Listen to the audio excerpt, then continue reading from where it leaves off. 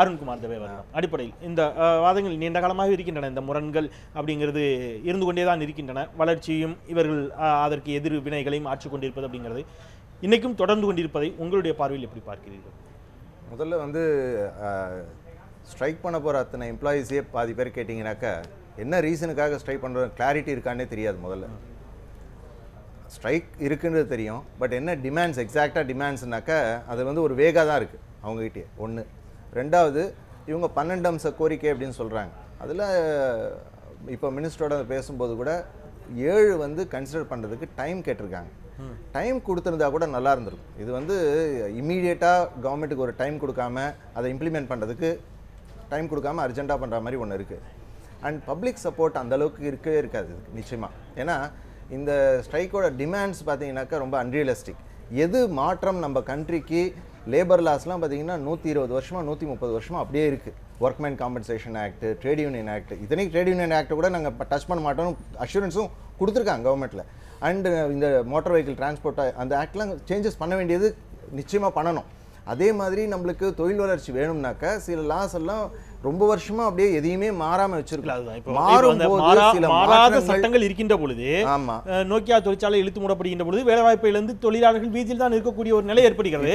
நீங்க அவன் ஒரு சேலரி வாங்குறாங்க, அதன் நிமித்தமாக ஒரு கமிட்மெண்ட்டுக்கு வரான். நமக்கு வந்து ஒரு பெரிய நிறுவனம், உலகளாவிய நிறுவனம், இதில் வேலை கிடைச்சிருக்குது, மாத ஊதியம் இவ்வளவா வருது, இதை கமிட் பண்ணி ஒரு வீடு, ஒரு லோனு, ஏதோ ஒரு இடத்துக்கு போறான்.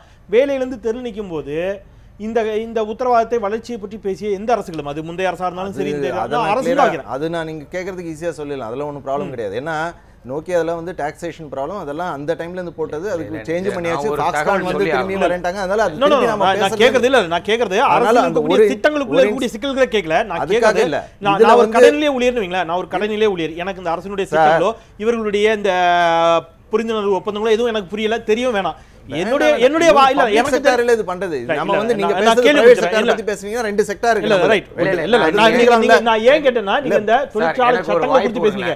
இந்த தொழிற்சாலை சட்டங்களில் நீங்க தனியார் தொழிற்சாலைக்கும் சேர்த்து அதை பேசிருக்காங்க. தொழிற்சாலை சட்டங்கள் என்பது தனியார் தொழிற்சாலையிலும் சேர்த்து. அப்போ இந்த சட்டங்களில் இவ்வளவு செக் அண்ட் பேலன்ஸ் இருக்கும் போதே வேலையிலிருந்து நிற்கக்கூடிய ஒரு தொழிலாளிக்கு எந்த இடத்துலயும் காம்பன்சேஷன் பண்ண முடியல அப்படிங்கற நம்ம நாட்டுல 154 சட்டங்களுக்கு மேல லேபருக்கு மட்டுமே ஃபேவரபிளா இருக்கு. 154 சட்டங்கள் இருக்கு. ரொம்ப வருஷமா இருக்கு.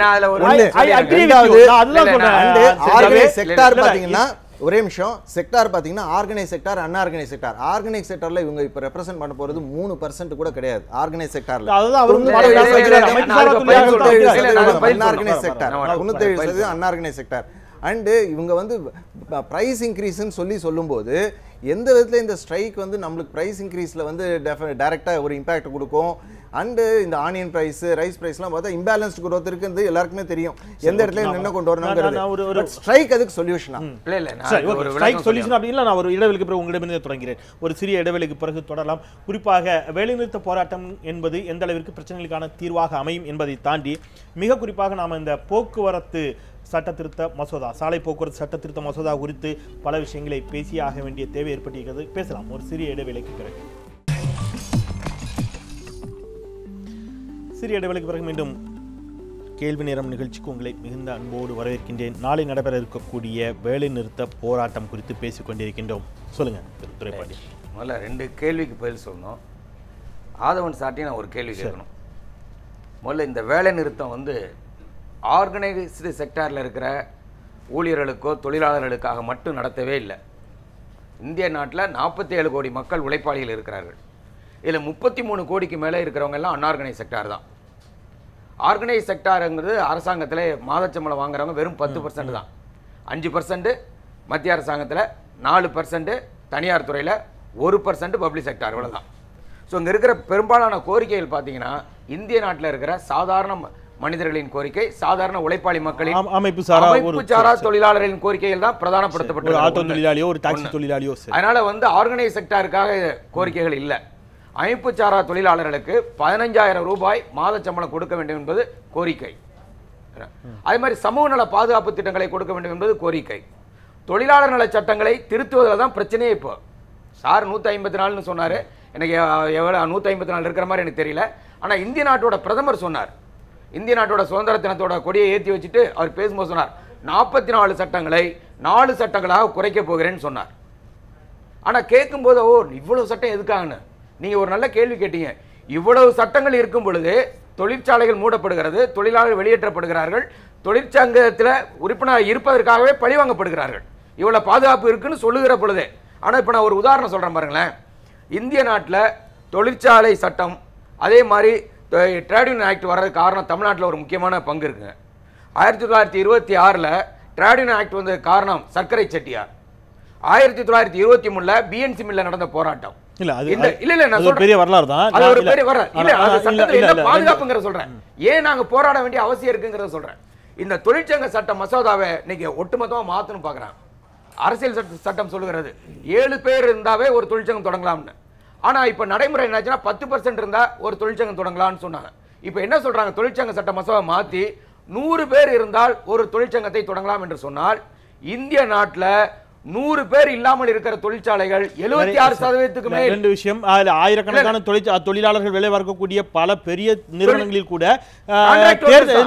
தேர்தலின் அடிப்படையில் தேர்ந்தெடுக்கப்படாமல் நிர்வாகமே யாரோ வச்சுக்கக்கூடிய வாய்ப்பெல்லாம் நம்ம பார்த்துட்டு இருக்கோம். ஆனா என்னுடைய கேள்வி இல்ல, ரெண்டு அடிப்படையில் என்னுடைய கேள்வி.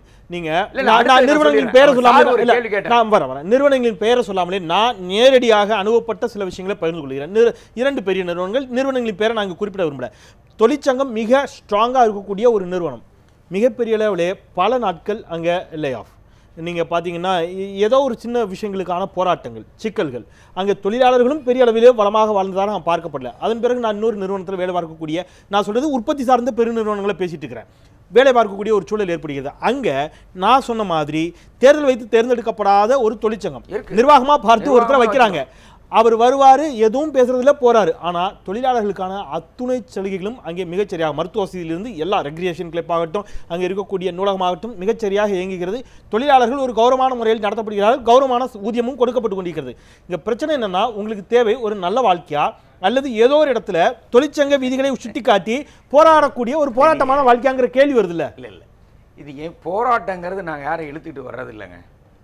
அது தன்னெழுச்சியாக ஏற்படுவது. யாரோ தலைவர் விரும்புறதுக்காக போராட்டம்லாம் வராது. இல்ல, அவர் அதான் குறிப்பிட்டாரு. பல தொழிலாளர்களுக்கு எதுக்காக கோரிக்கை புரியாம இந்திய நாட்டுல 20 கோடி பேர் வேலை நிறுத்தம் எல்லாம் கலந்துக்க மாட்டாங்க.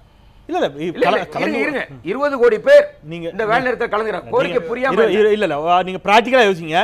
ஒரு தொழிற்சங்கம் வந்து சொல்லுகிறது, கீழ இருக்கிறவங்க கட்டுப்படுறாங்க. இந்த 12 கோரிக்கைகளும் என்ன அப்படிங்கிறது எல்லா தொழிலாளர்களுக்கும் தெரியும் நினைக்கிறீங்களா? எல்லா தொழிலாளர்களுக்கும் சொல்லி கொடுக்குறோம். சொல்லி கொடுப்பது மட்டும் துண்டு பிரசுரங்கள் அந்தந்த அலுவலகத்துல கொடுக்குறோம், கோரிக்கைகளை அடிச்சு பிரிண்ட் பண்ணியும் கொடுத்துக்கிட்டு இருக்கோம். அது இல்ல இப்ப பிரச்சனை. நீங்க கேட்ட கேள்வி என்னன்னா, ஃபர்ஸ்ட் அவர் சொன்னார் பாருங்க, அது வந்து இந்த வேலை நிறுத்தம் பண்றதுனால விலைவாசியை கட்டுப்படுத்த முடியுமா? ஒரு எச்சரிக்கை. எங்களுக்கு யாருக்கும் அப்படிலாம் நம்பிக்கை கிடையாது. ஒரு வேலை நிறுத்தம் பண்றதுனால இந்த அரசாங்கம் தன்னுடைய கொள்கையை உடனே மாற்றி சாலை பாதுகாப்பு மசோதா அடிப்படையில் சில விஷயங்களுக்கு வந்துடுறேன். இன்னைக்கு நம்ம எவ்வளவு மோசமான சாலை விபத்துகள்லாம் இங்கே நடந்துட்டு இருக்குன்னு நமக்கு தெரியும். 3 மாதம் இனி அவங்க கொடுத்திருக்கக்கூடிய மசோதாவில் உரிமம் பெறுவதற்கு, லைசன்ஸ் பெறுவதற்கு 9 மாதம் பயிற்சி அளிக்கப்பட்டு 3 மாதம் சோதனை செய்யப்பட்டு அதன் பிறகே உரிமம் வழங்கப்படும். தற்போது பயிற்சி பெற ஆகும் செலவை விட இதற்கு பல மடங்கு செலவு அதிகமாகும்னு சொல்றாங்க. பட் ரொம்ப தேர்ந்தெடுக்கப்பட்ட நபர்கள் மட்டுமே வரக்கூடிய ஒரு வாய்ப்பு. சாலை விதியை மீறியவர் தனது சொந்த செலவில் 2 தமிழ் செய்தித்தாள்கள், ஒரு ஆங்கில செய்தித்தாளில் புகைப்படத்துடன் நான் தவறு செய்தவன் என்று தன்னை விளம்பரப்படுத்திக் கொள்ளணும். இது தவறு செய்வதை குறைக்கக்கூடிய வாய்ப்பை ஏற்படுத்துமா இல்லையா? சாலை விபத்தில் உயிரிழப்பை ஏற்படுத்தக்கூடிய ஓட்டுநர்கள் 50,000 ரூபாய் அபராதமும் கட்டிவிட்டு ஓராண்டில் சிறையும் இருக்க வேண்டும் அப்படிங்கிற இந்த மாதிரி நிறைய இருக்குது. இப்ப நான் என்னுடைய கேள்வி என்பது, இதுல ஏதாவது ஒரு விஷயம் தவறுன்னு உங்களால சொல்ல முடியுமா? இல்ல, இதுல வந்து தவறுங்கிறது இல்ல, கடுமையான தண்டனைகள். ஒரு பக்கம் மட்டும் பேசாதீங்க. இத தவறு செய்யறவங்களுக்கு கொடுக்கிற தண்டனை பற்றி மட்டும் பேசாதீங்க. இந்த சாலை மசோதாவே இந்திய நாட்டில் இருக்கிற ஒரு மாநில அரசுகளுடைய அதிகாரத்தை பிடுங்குவதற்கான வந்திருக்கிற ஒரு மசோதா. 2 விஷயம். சாலையில் ஏற்படக்கூடிய விபத்துகளை குறைப்பதற்கும் தரமான ஓட்டுநர்களை கொண்டு வருவதற்கும் அரசாங்கத்துக்கு பொறுப்பு இருக்கு. இந்த நாட்டோட குடிமகன் என்ற முறையில் எனக்கு ஒரு பொறுப்பு இருக்கிறது. விபத்து இல்லாத சாலை போக்குவரத்தை தான் நானும் விரும்புகிறேன்.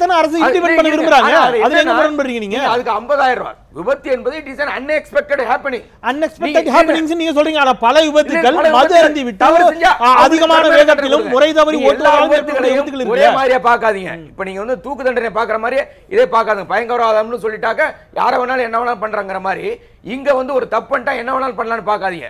அந்த இடத்துல அதுல இன்னொரு விஷயம் இருக்கு. நீங்க இத பாத்தீங்கன்னா ஒரு குறிப்பிட்ட கம்பெனிக்கான ஏகபோகத்தை கொண்டு வருவதுதான் சாலை போக்குவரத்து மசோதா. அது நம்ம பேசலாம்.